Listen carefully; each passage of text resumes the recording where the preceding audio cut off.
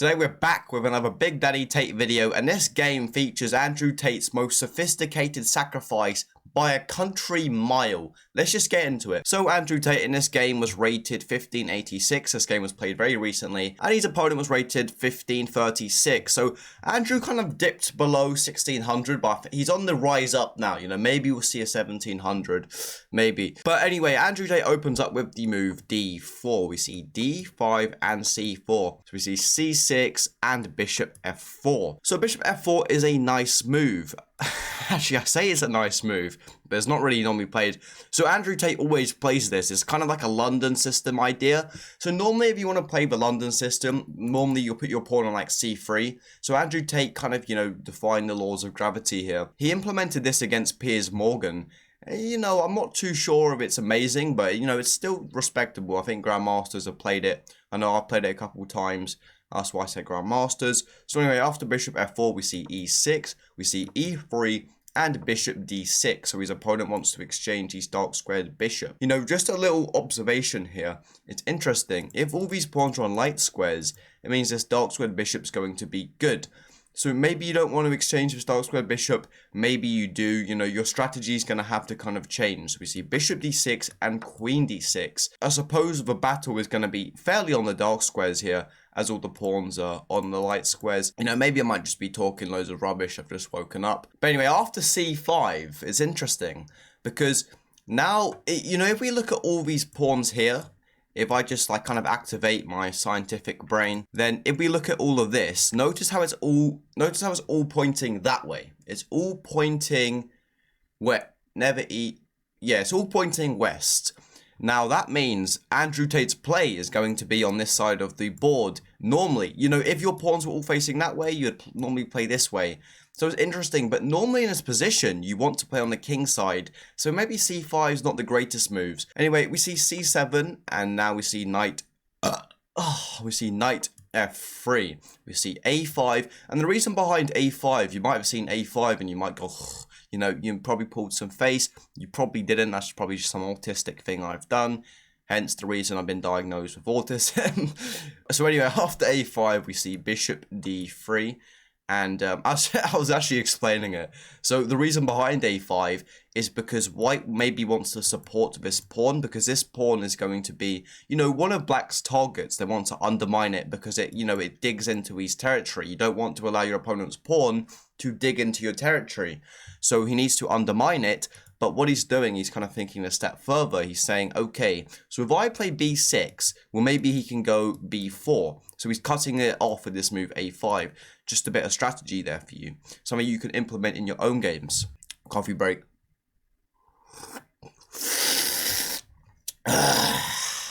So after bishop d3, we see b6, we see cb6, and queen b6. Now queen c2. Andrew Tate normally likes to put his queen on this square. So if I'm looking at black's position, I'm analyzing it. I'm looking at this a5 pawn is semi-weak, and this c6 pawn is weak. Now when I say this weak, this pawn is backwards and this pawn is isolated. But a weakness is only weak if you can actually exploit it. So is this pawn weak? Well, probably black can exchange it. That's something you want to be thinking about in your own games. Okay, this pawn looks weak. Can I actually exploit it? Thinking that step further. Anyway, after queen c2, his opponent goes bishop a6. Now this is quite nice because if you look at Andrew Tate's pawn structure, it points to the dark squares, which means his light squared bishop is going to be good. And after bishop a6 and knight a6, it's the battle of these knights. So these knights are going to be flying all over the board. And when there's only knights on the board, you want the position to be fairly close. So anyway, we see knight a6, we see knight c3, the knight comes in, and knight b4 now. So attacking this queen. So we see queen d2, and now knight f6. We see a3 attacking this knight. So knight a6. And Andrew Tate here should just castle. The reason why I say he should castle is because he's lucky this queen isn't on this diagonal. But instead, he plays the move knight a4. He chases after this queen. But after queen b5, now Andrew Tate can't castle. And in chess, castling your king is extremely important. We're on to move 15 and he hasn't castled. Me personally, I've been doing a lot of coaching recently. And one thing I always tell the people I'm trying to help, I say, look, if we want to try get you to 1500, we want to try get you there, you're going to have to start castling before move 10, because a lot of people I've noticed are getting into a lot of trouble because they haven't castled. And, you know, Andrew Tate may be following the same thing. So after queen b5, we see knight c3. Sorry, my mum's just making a coffee downstairs, and that coffee machine sounds like a bloody lawnmower. Just in the middle of recording a YouTube video, could you keep the volume down? I bought that coffee on it. So I just had to go downstairs and negotiate with my sister to keep the noise down.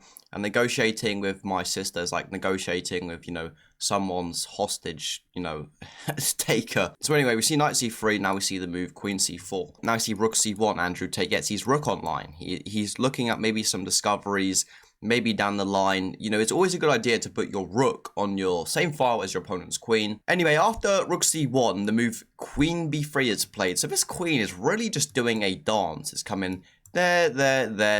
It's dancing around. Now, if we look at Andrew Tate's play here, all knight's got the queen out and the rook. So he's got a bit more development. He still needs to castle his king. And that's what he does now. He goes castles, and now knight e5. He gets his knight online, attacking.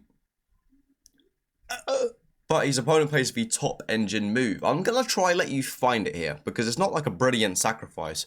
So if you did find it, congratulations. The move is c5. Breaking with this pawn. And the reason behind this move, what I actually quite like from like because I'm kind of like obsessed with strategy, and like, you know, lots of people like tactics. I like tactics, but I like to say like the key to getting good at chess, and I tell everyone this, is to get good at strategy. So if we notice, this pawn on c6 is quite weak. It's backwards. That's what characterizes the weakness here, is backwards. So why not exchange your weakness? So we see c5 and now dc5, knight c5, and here Andrew Tate tries to play an interesting tactic. He goes knight d5. I'm going to let you shine again. Try find Tate's opponent's response to this move that really punishes this move. So if you did find it, is ed5, because when you go to take this knight, well, then you get forked. You get forked. So knight e4 would just be a fork. So if we go back a bit, back to knight c5, the idea was if like takes, you just take back.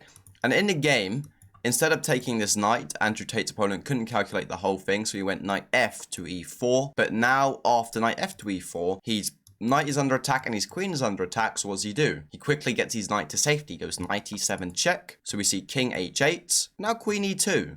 It's going to get very interesting here, by the way. So after f6, I know I'm asking you to pause the video a lot, but I'm trying to get you like involved. You know, I'm trying to get you involved. After f6, now it's time to find Andrew Tate's extremely sophisticated sacrifice that really like took me by surprise. Like, I've made a lot of videos on Andrew Tate, and I've looked at a lot of games of his, and this by far is probably his best sacrifice. So while I sip my coffee, I'm gonna let you try find it. So if you did find it, the move is knight 5 to g6. So you have to take this because you're pretty much in checkmate. And by the way, just if you're fairly new to chess and like you don't know too much, by the way, a checkmate with a knight is like the kind of like the highest tier of checkmates. Like, when I checkmate with a knight, like, I have funny dreams about that. So anyway, after knight 5 to g6, we see a takes. And now, not even taking back, that would be losing. If you calculated a step further, you would understand that rook c5 is the best. And I'm going to show you why. Because Andrew Tate in the game played queen g4. And I actually couldn't find this move. You know, maybe I was just having brain fog. But, you know, it's quite early in the morning. But, you know, I couldn't find this move when I originally looked at this game. The reason behind this is... We'll try find it. Try find the reason. And by the way, if it's hard to find things, it's good, because the harder something is, you know, it's going to make your progress better. So the threat is like this. We're threatening checkmate. Remember, it has knight blocks it. So here the move knight g5 is like the only move, but then you can win this rook. But it's interesting, if we'd gone here first, takes, well then we can go here, threaten this and this. So that's better. So anyway, just going back a bit, back to hg6, rook c5 was better, but queen g4 first. Anyway, we see knight g5 now, and now we see rook c5, we see rook f to e8, rook f to e8, attacking this knight, but now knight g6, check, we see king g8, and now queen h4, sliding this queen in. Here the move king f7 is played. I mean, queen h5 would have been a bit better there, because in the case of this, then you can, you know, get some discovery. So now queen h5. And you obviously can't go here because we take.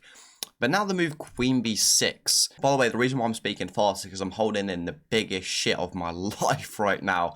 and, you know, I'm drinking coffee. So you can, I haven't even done my morning done yet. So, but I'm still going to make sure you understand. So queen b6, and now rook f to c1. Rook a7, but now knight e5, uncovering this. And after king e7 and knight c6, that's a forking in the holes. So after king f8 and takes, and rook c7. Here, there's a checkmate in 4, and his opponents ran out on time. So that is the end of the video. If you enjoyed this video, like and subscribe. If you're interested in doing some one-on-one coaching with me, I'll get you to 1500. We'll try to get you there quick. There's a link in the description. Make sure you check that out. And if you're interested in any of my other videos, check this one. And I'm going to run to the toilet now and blast out. Cheers.